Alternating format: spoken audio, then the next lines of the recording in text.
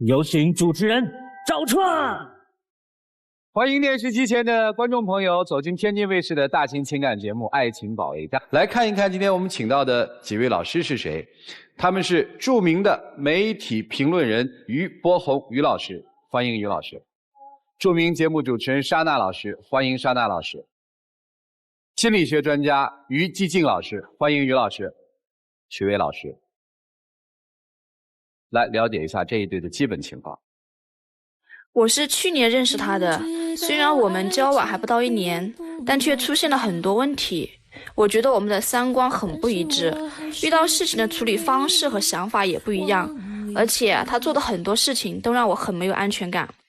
当初和他在一起，我就是奔着结婚目的而去的，可经过这段时间的相处，我发现他总是无理取闹、疑神疑鬼，而且脾气还那么大，在朋友面前也一点面子都不给我，还总是提出一些让我达不到的要求。我知道我已经到了适婚年龄，可我不想为了结婚而走入一段看不到未来的婚姻。我现在真的很烦，也很困惑，我不知道这段感情该不该继续下去。让我们有请这对嘉宾，有请。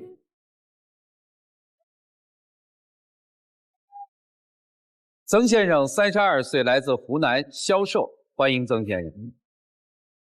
秦女士33岁，来自湖南，销售，有请。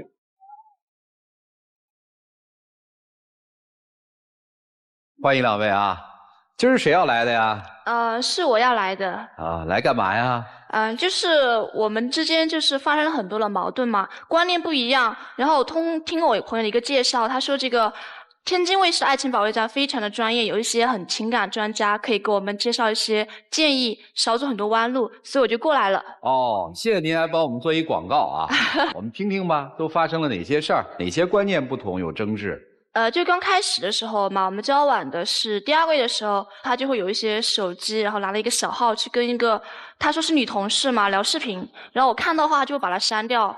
我就觉得有点鬼鬼祟祟的。是这样的，就是一个女同事，当时打了一个视频过来嘛，有些内容不方便，就是让她知道，所以。什么内容不方便啊？工作方面的。你们俩都是销售是吧？对对对对。是竞业禁止吗？也不是。那有什么不方便的呢？因为她经常有翻我的手机的习惯，我怕她就是拿我的手机跟我的女同事。又会引起不必要的那些麻烦，所以我就先把它删掉，就是这样。行，我明白了，就是男方的解释是说，我希望有一个个人的一个空间，是这意思吧？是的。但是您会觉得说，两人谈恋爱了，你干嘛偷偷摸摸还背着我，还删东西，是这意思吧？是的。好，还有什么事儿呢？还有就是有一次我在那柜子里面，我发现有一盒草莓，但是因为他的一个习惯的话，他草莓的话会放在冰箱，或者是直接放桌上面。后面我就问他这是送给谁的，他说是送给一个女同事，他说女同事过生日。那我说你为什么放在柜子里面？不是你做事你老偷偷摸摸的干嘛呀？不是，我就是大大方方的嘛。因为我觉得他老是留言疑神疑鬼，因为那个小号的事情嘛，所以我就还是为了引起不必要麻烦，可能就是我觉得多一件事不如少一件事，我觉得还是不告诉他好一点。那个不一样，你可以光明正大的呀，没必要藏起来呀。而且我怎么知道是你同事还是你在外面的一个女性朋友，我也不知道啊。哎，这个不是重点，关键行为老偷偷摸摸的。你说你小号怎么还会有小号呢？我刚才就没问。不是小号，工作需要嘛，我要工作一个号，然后生活一个号。那你也没跟我说过呀。这个是不正常的。就是您说你有10个号，我觉得也正常。核心是这是你女朋友不？是的。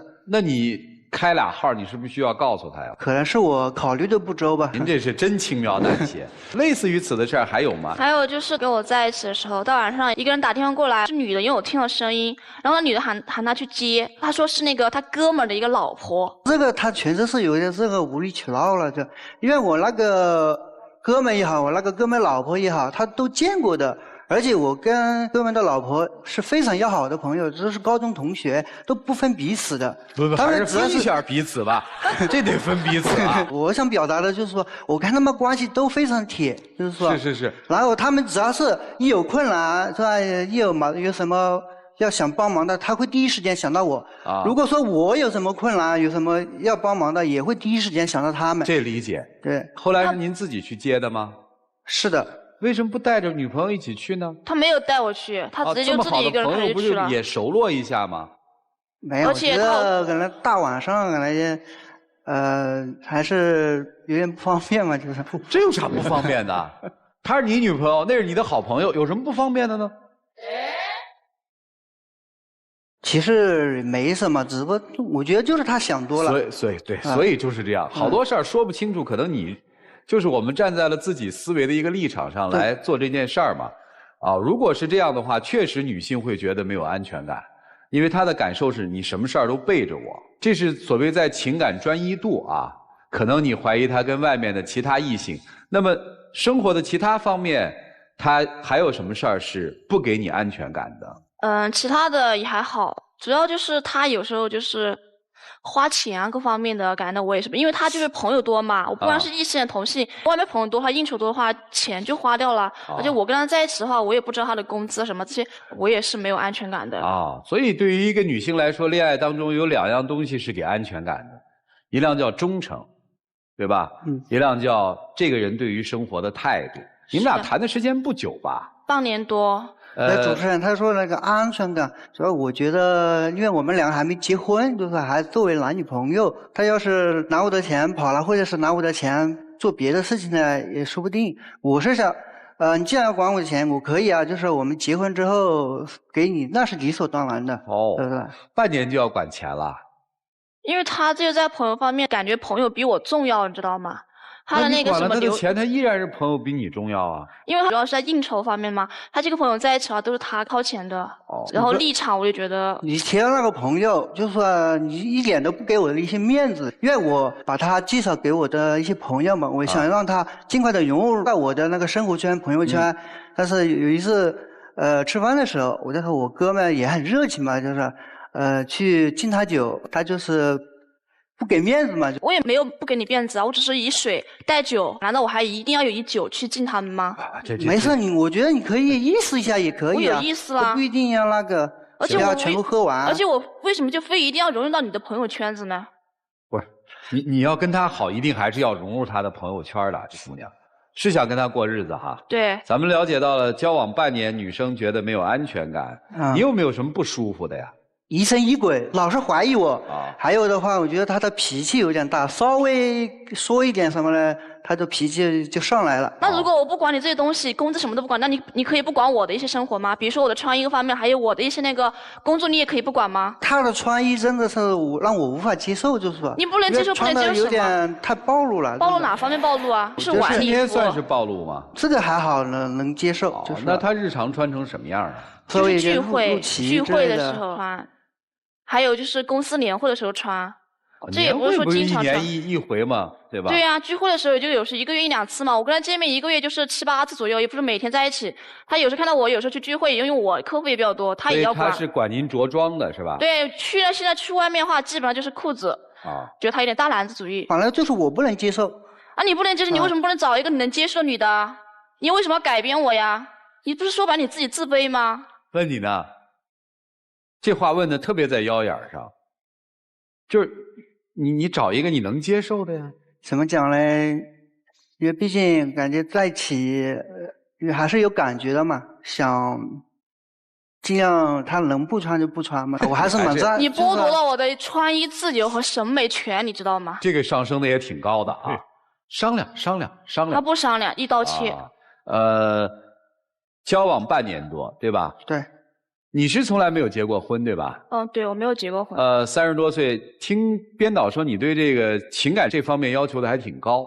对。所以一直就单身着，是这样吧？是的。您是曾经离异是吧？对，我结过1次婚，闪婚闪离。我想知道当初您是怎么喜欢上他的？我说实话，现在就是要找个男朋友不难，但是你要找个不能结婚去的还是挺难的。哎呀，这很悲哀啊！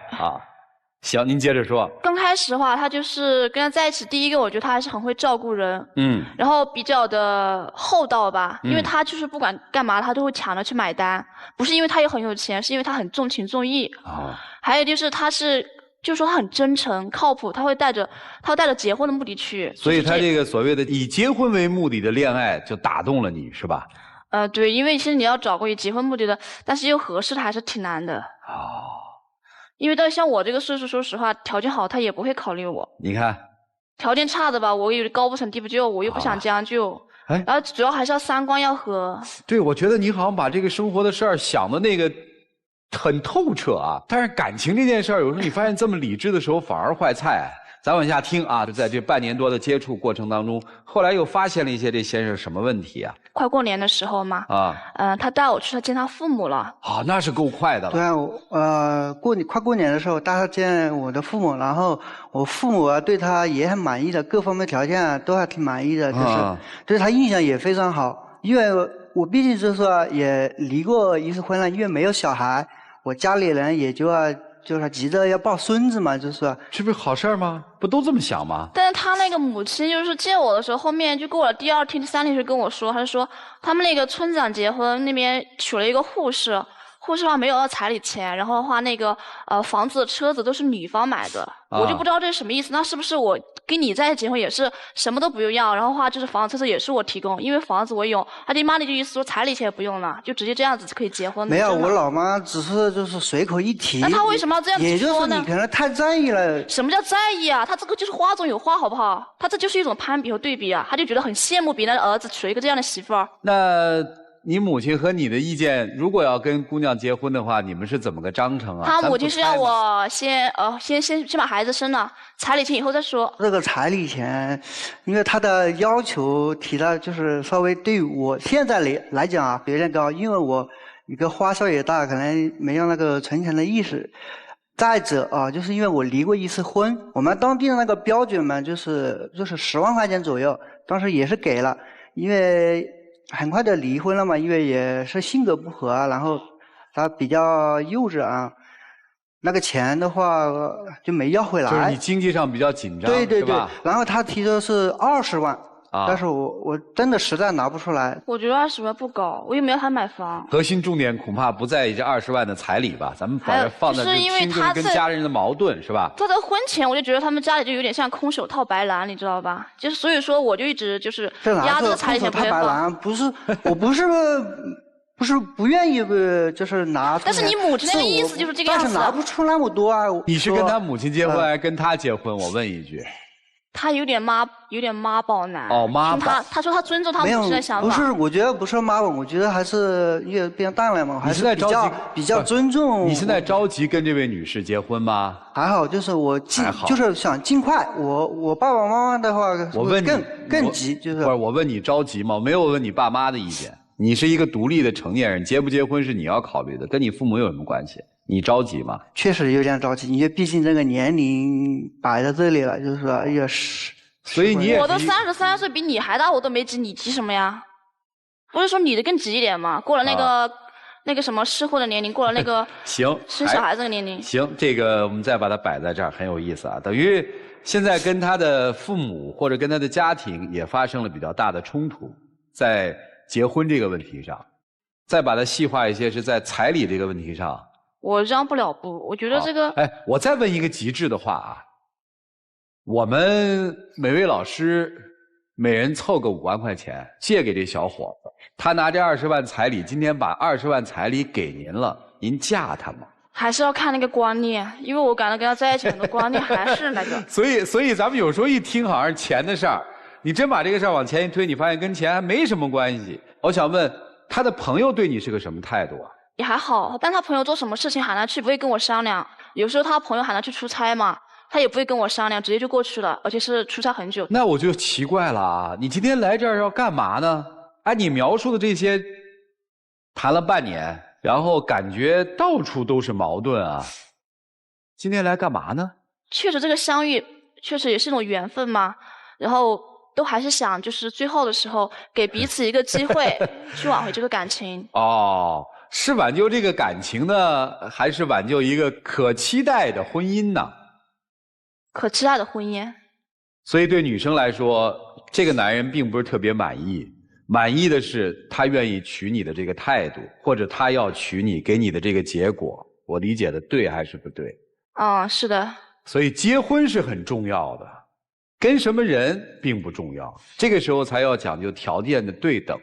那您是个什么想法？因为我们年龄相仿嘛，然后遇到真的是不错。你看当时我们相处的时候还蛮愉快的。这个世界上面年龄相仿的女性多了去了啊，你能相遇的也多了去了。是的啊，这不是一个理由啊，它的特别在哪？就感觉他就是我以后要就是相伴终老的那个人。不是啊，他管你的这个交往，对吧？他跟你的朋友合不来，对吧？他穿着暴露，这怎么就是一个合适的人呢？他跟你们家人的这个关系也并不好，哪儿合适了？所以很有意思啊，我们把这两个人的话放在一起，把他们对这个事情的思考放在一起，你就发现有很多的矛盾和冲突。但是恰恰就像这位女士和先生说的这段话是一样的，为什么我们在矛盾冲突当中又不愿意舍弃呢？这段情感当中还有值得挽留的东西，这个东西到底是什么？你们听听他们的意见好不好？好，我们一起进入丘比特问卷。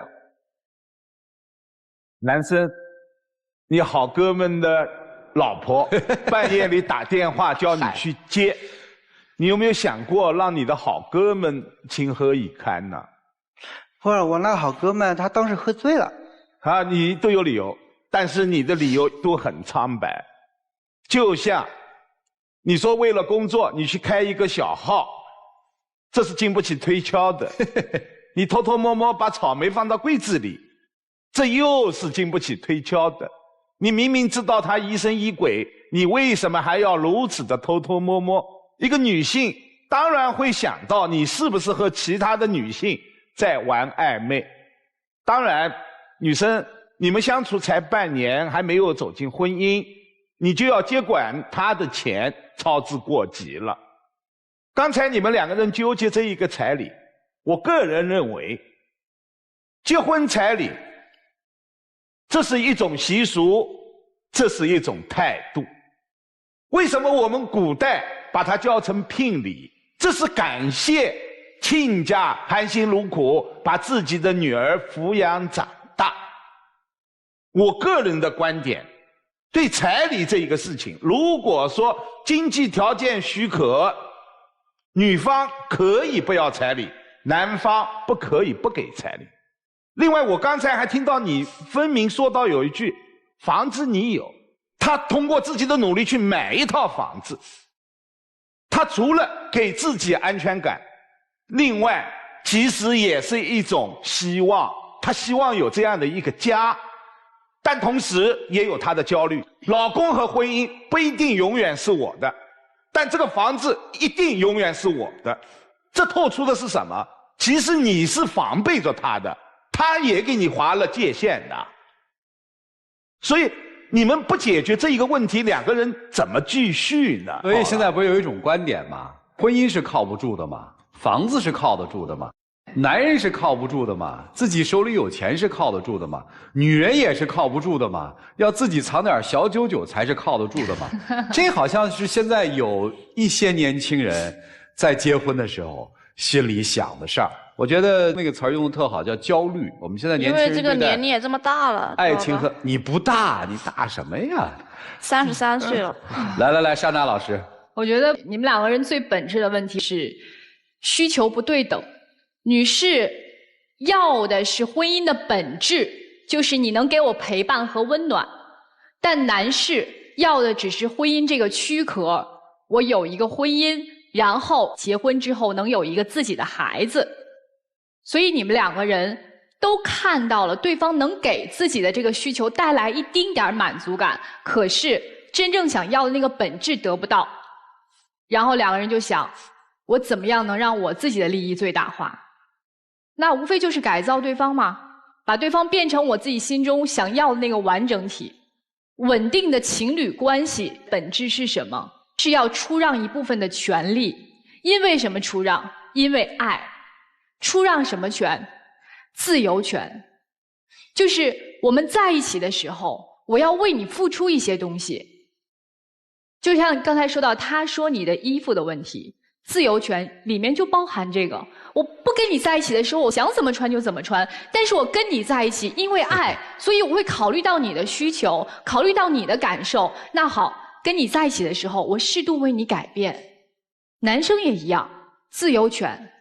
我不跟你在一起的时候，我随便我半夜接哪个女人的电话，我半夜去送哪个女人都无所谓。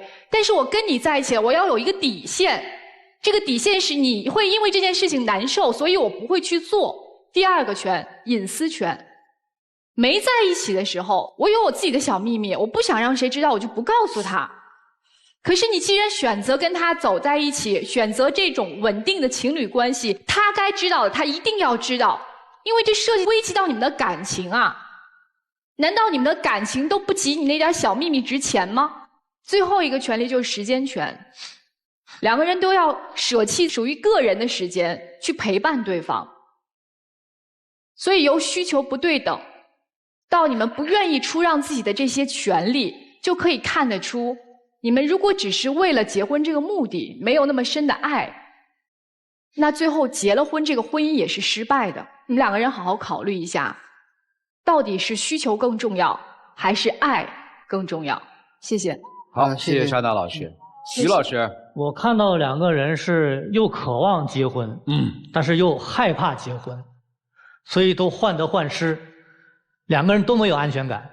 那最终呢，你们就回归到了这个理性层面，就是能有安全感的是什么？钱、房子、财产。这些可看到的东西，其实在心理学里有一个叫墨菲定律，就是你越担心什么，就有可能越发生什么。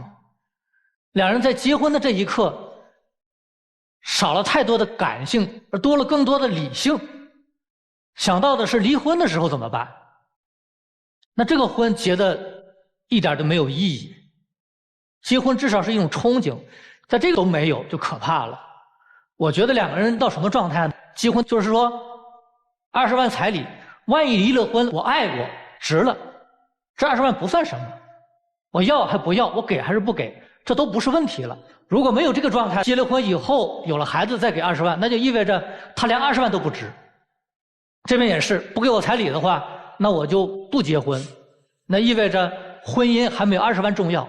在我听来，其实两个人都有第三者，而这第三者都是20万的彩礼或者是房子等等这种东西。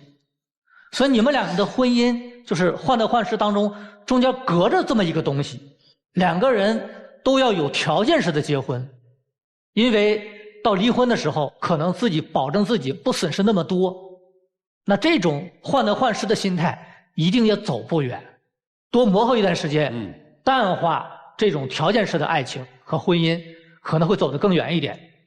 没有失败，只有投入，只有付出，这样的话这个日子才过得不后悔。谢谢于老师。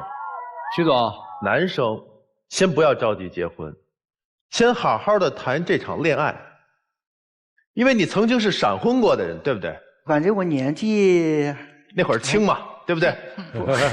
啊，你说你现在年纪大了是吗？对对对对。哦，不着急，因为在我们老家那边，包括邻居也好啊，基本上都是结婚，孩子都打酱油了，是不是？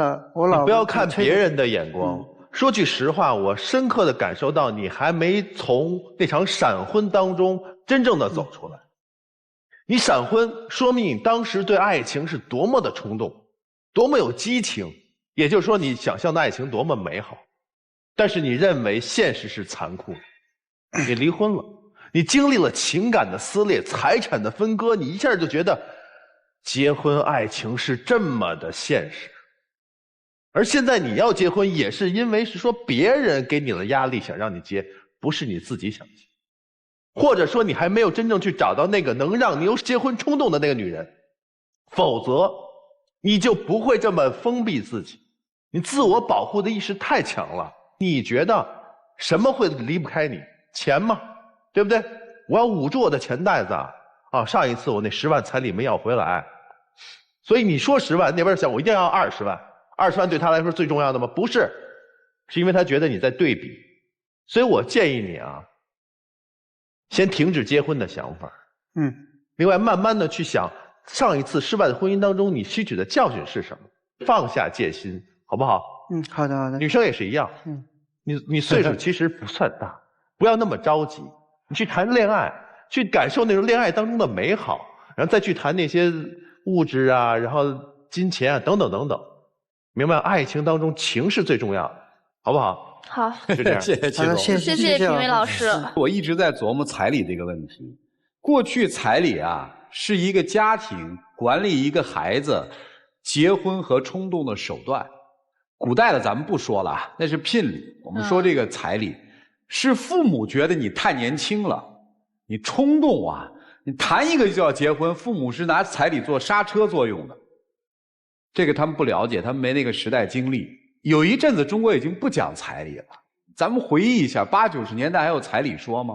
没有。那个时候我们特别相信，就是人是纯的，相信爱情永恒。什么时候开始回来了？仔细想一想，2000年开始，这个彩礼突然怎么就漫天盖地的就扑面而来？这是什么？是因为不稳定的婚姻关系，让我们爱情参与者把彩礼这件事儿当成了双方情感不能明言又说不太清楚的时候的一个借口和手段。我就说，现在很多年轻人是拿这个在做博弈。20万，说多真不多，说少还真不少。但是当我们把一段婚姻做一个标价的时候，这钱大概就变了味道了。这是在这段关系里面，我核心想说的是什么？这不是你们的父母替你们刹车，你们自己在刹车。你们看到了。我其实想问特别简单的一个问题：你相信这个世界上有爱情吗？相信。你相信这个世界上有爱情吗？我也相信。你们俩能站在这儿，就爱过。我自己理解是4个字儿：水到渠成。就你们俩现在就坦荡的以谈恋爱为目的，开开心心的先谈一场恋爱，放松下来谈一场，然后再说结局。我们一起进入真情流。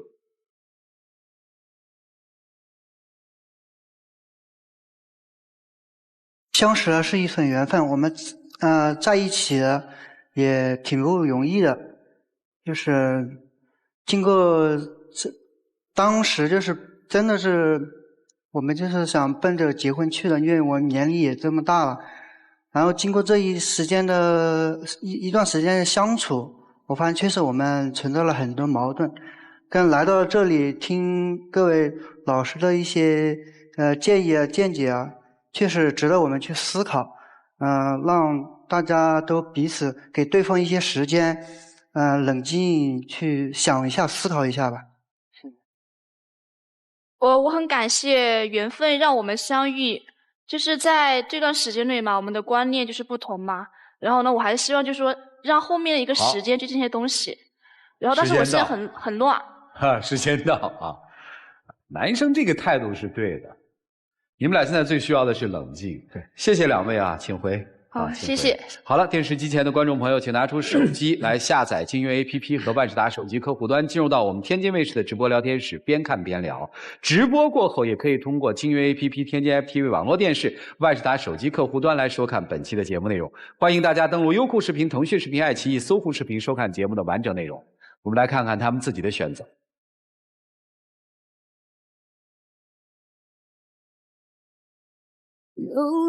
希望你们都能够在生活当中找到那个让你心动的人，并且跟你那个心动的人好好的沟通、交流、了解，最后走进大家都想要的那个美好的婚姻的殿堂。